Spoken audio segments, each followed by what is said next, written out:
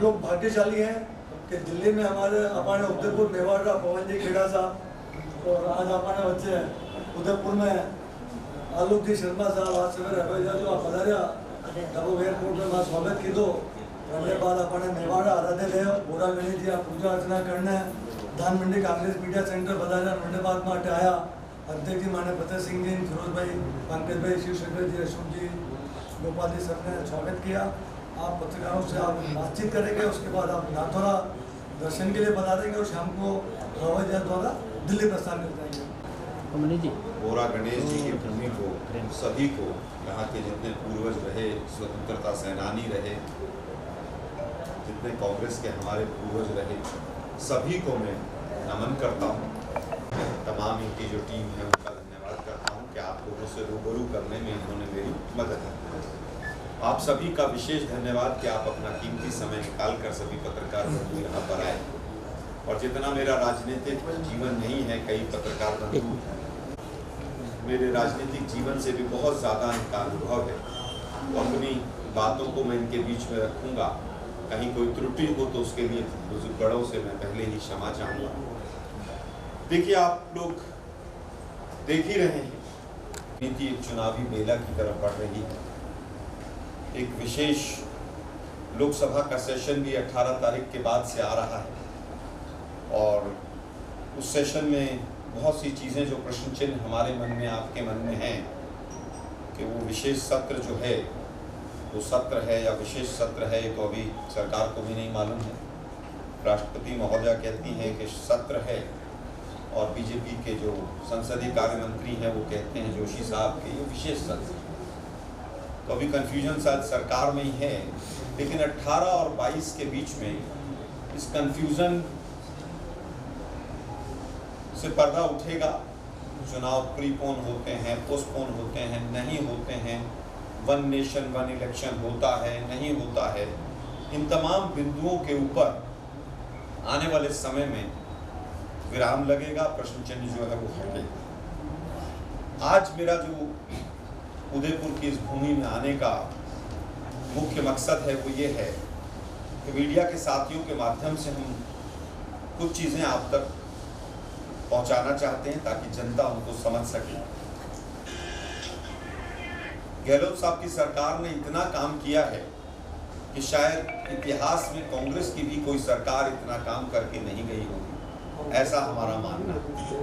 और उसी का कारण है कि एक तरफ राहत देने वाली सरकार है गहलोत सरकार और एक तरफ आफत देने वाली मोदी जी की सरकार है। और आफत देने वाली मोदी जी की जो सरकार है, जो भारतीय जनता पार्टी जो देश की जनता को फिलहाल आफत दे रही है, चाहे वो महंगाई के रूप में है, बेरोजगारी के रूप में है, तमाम चीज़ें जिस तरह से सामने खड़ी हैं, मुझे लगता है उस कठिन दौर में गहलोत साहब की सरकार ने जिस तरह से राहत दी है, राहत का काम किया है, ये राजस्थान और राजस्थान की जनता सौभाग्यशाली है कि ऐसी मजबूत सरकार और यशस्वी मुख्यमंत्री राजस्थान को मिले।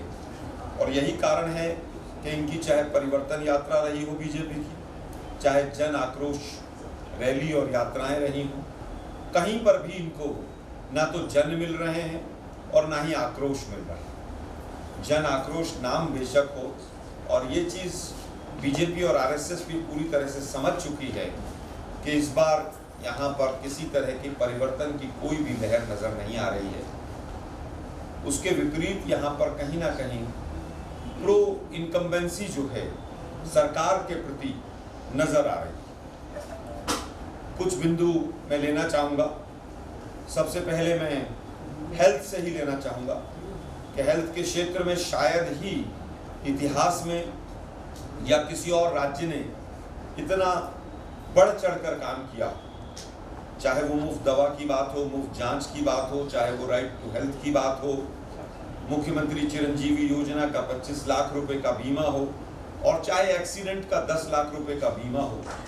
इस सरकार ने हेल्थ, क्योंकि खास तौर पर ग्रामीण क्षेत्रों में एक ऐसा विषय रहता है जिसकी वजह से संकट में आए परिवार, उससे पहले ही गहलोत जी की सरकार ने, कांग्रेस की सरकार ने पूरी तरह से उससे राहत देने का काम किया। इस सरकार ने जो भी घोषणा पत्र के वायदे 2018 में हमने किए थे अपने घोषणा पत्र में, उसको हमने एक सिस्टमैटिक वे में कैलकुलेट किया और लगभग 94% 95% वायदे जो हमने किए थे उनको या तो हमने पूरी तरह से पूरा किया है या वो अपने अंतिम दौर में हैं और आने वाले कुछ दिनों में, कुछ हफ्तों में लगभग 95% वायदे हम पूरे करके आज दोबारा जनता के दरबार में जाने के लिए तैयार हैं। जिस समय पर बीजेपी की एक ऐसी सरकार गई जिसने इस प्रदेश का भट्टा बैठाया था बिल्कुल अर्थव्यवस्था का, जीडीपी ग्रोथ रेट लगभग 2.5% थी और आज जीडीपी ग्रोथ रेट 11% से ऊपर चली गई है।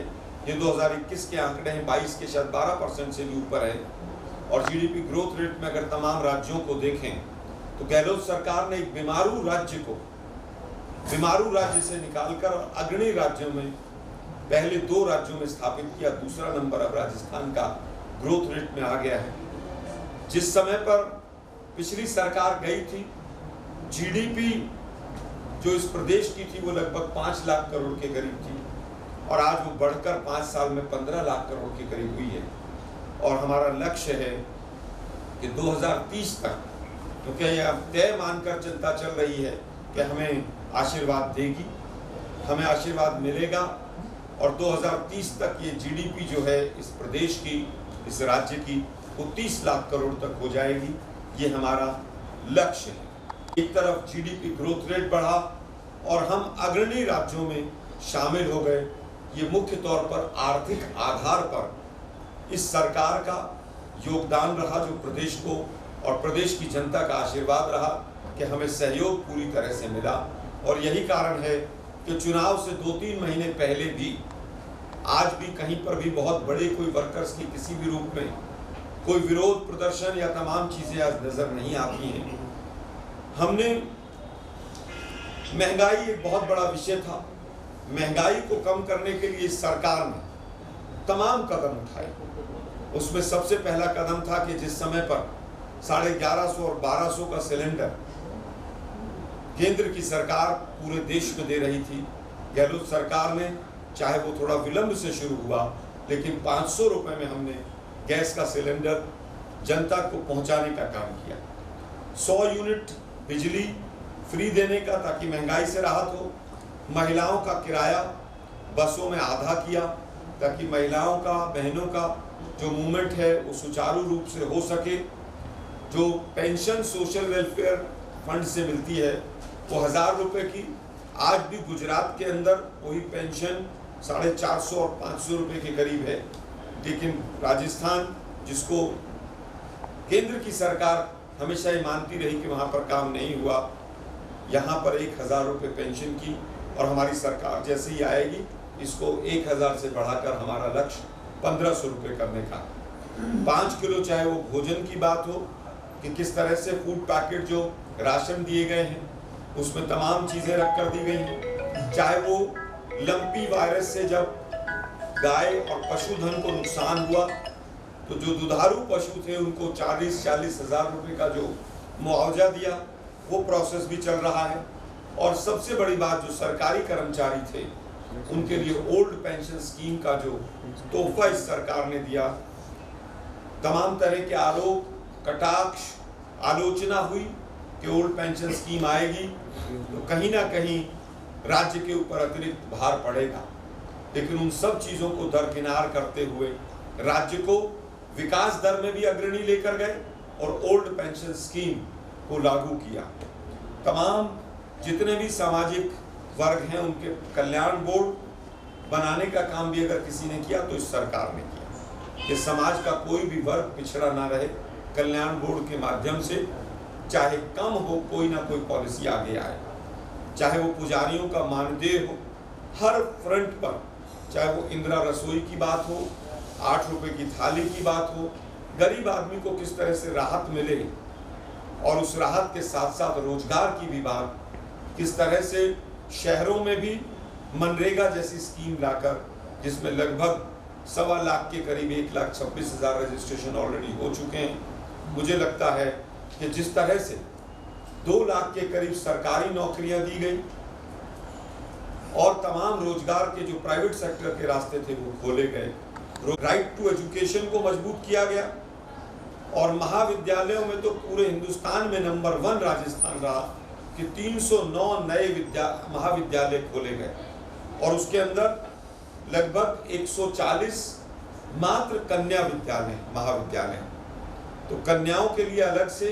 बच्चियों के लिए, और जितने महाविद्यालय खुले इसके साथ साथ 25 नर्सिंग कॉलेज, 3 नए सरकारी मेडिकल कॉलेज और तमाम चीज़ें शिक्षा के क्षेत्र में ऐसी हुई कि शिक्षा का जो भविष्य है और जो राजस्थान से बच्चे दूसरे राज्यों में पढ़ने जाते थे उस पर लगभग एक विराम लगा। कहीं ना कहीं शिक्षा के क्षेत्र में एक बड़ा काम हुआ क्योंकि एग्रीकल्चर मेन यहाँ का एक प्राइमरी सेक्टर का विंग है। 51 एग्रीकल्चर कॉलेजेस खोलना किसी भी राज्य के लिए अपने आप में गौरव की बात है। 51 एग्रीकल्चर के नए कॉलेज कृषि के खोले गए और इसी के साथ साथ महिलाओं को, बच्चियों को जिस तरह से स्मार्टफोन देने की योजना आई उससे कहीं ना कहीं online education, access to information, तमाम चीज़ों का फायदा होगा। 25 लाख के करीब स्मार्टफोन ये सरकार ऑलरेडी बांट चुकी है। शिक्षा के और स्वास्थ्य के क्षेत्र में तो काम किया है, प्रशासन के क्षेत्र में भी बढ़ चढ़कर काम हुआ। जिस तरह से 19 नए जिले बनाए गए, 19 नए जिलों के साथ साथ 3 नए संभाग सीकर, बांसवाड़ा और पाली बने ताकि ज्योग्राफिकल डिस्टेंसेस जहां जहां ज़्यादा हैं उन ज्योग्राफिकल डिस्टेंसेस को कम करके जनता को फायदा मिल सके।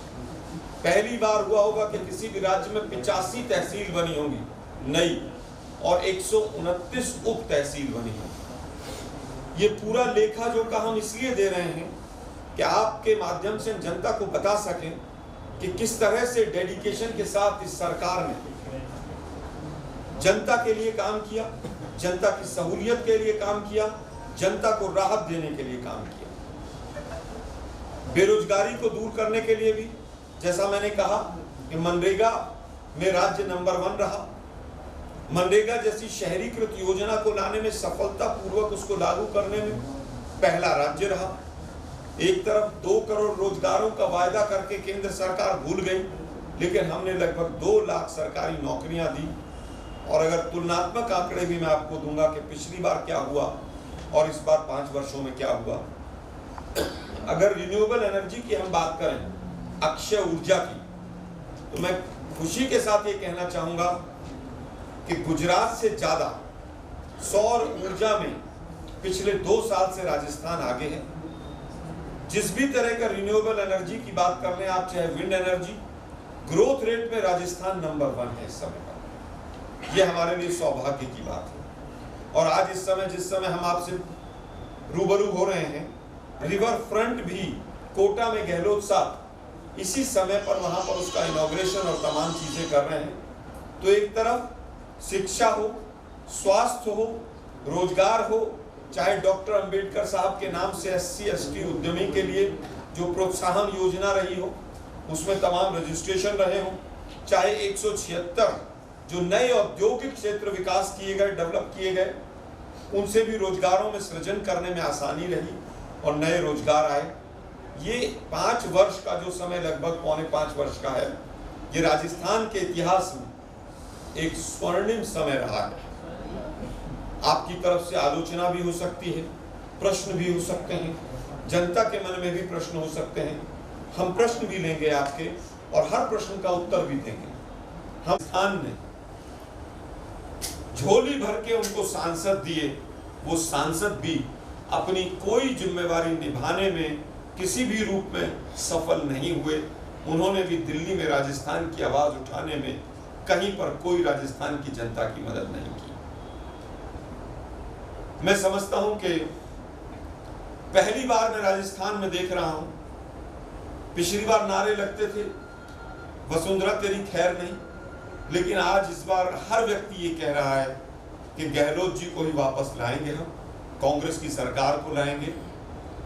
एक प्रो इनकम्बेंसी का जो फैक्टर है वो जन जन में नजर आ रहा है। ये तमाम आंकड़े मैंने आप लोगों के सामने रखे मैं थोड़ी सी चीजें आपको और बता देना चाहूंगा, केवल 5 मिनट और दूंगा, 4 मिनट। हेल्थ इंश्योरेंस कवरेज में राजस्थान नंबर 1 है। बीमा कवरेज 25 लाख का एकमात्र राज्य है। आयुष्मान और तमाम तरह की योजनाएं हुई, लेकिन 25 लाख की योजना देने वाला पहला राज्य है। नए प्राइमरी हेल्थ सेंटर खोलने में सबसे आगे हैं। नए मेडिकल कॉलेज खोलने में, किसी राज्य में सर्वाधिक यूनिवर्सिटी खोलने में, नए कॉलेज खोलने में, सरकारी नौकरी देने में, old pension scheme, solar power और दूध के उत्पादन में इस समय पर हम पहले माने जाते थे केवल बाजरे के लिए, सरसों के लिए, आज दूध उत्पादन में राजस्थान नंबर 1 हो गया। ऊन उत्पादन हो, अनाज में तिलहन, दलहन, चना हो, इन तमाम चीज़ों के अंदर आज हम नंबर 1 हैं। और ख़ास बात यह है कि स्मार्ट सिटी डेवलप करने में भी जो राज्य का सहयोग है, उसमें भी हम नंबर 1। तमाम जो डेवलपमेंट की स्कीम्स थी, उसमें अगर पिछले 2018 के कार्यकाल को अगर हम देखें और इस कार्यकाल को देखें, तो लगभग 4 गुना सोशल वेलफेयर के तमाम जो योजनाएं हैं उसके अंदर हमने काम किया। अगर रीको की बात करें, इंडस्ट्रियल जो डेवलपमेंट है, पिछले 5 साल में 10 नए औद्योगिक क्षेत्र बने थे। इस बार 62 नए औद्योगिक क्षेत्र बने। पिछले 5 साल में लगभग 1884 भूखंड आवंटित हुए थे जो इंडस्ट्रियल लैंड दी थी, और इस बार 5100 भूखंड आवंटित हुए, लगभग 3 गुना। पिछली बार 1 मेडिकल कॉलेज था, इस बार 6 नए मेडिकल कॉलेज खुले हैं, जिनमें से 3 सरकारी। पिछले 5 साल में मात्र 2 नर्सिंग नए कॉलेज सरकारी खुले थे, इस बार 25 खुले हैं। एमबीबीएस की सीटें पिछली बार 150 बढ़ी थी 5 साल में, इस बार 1380 5 साल में एमबीबीएस की सीटें राजस्थान के बच्चों की बढ़ी हैं, जिसमें नीट के माध्यम से एडमिशन्स होते हैं।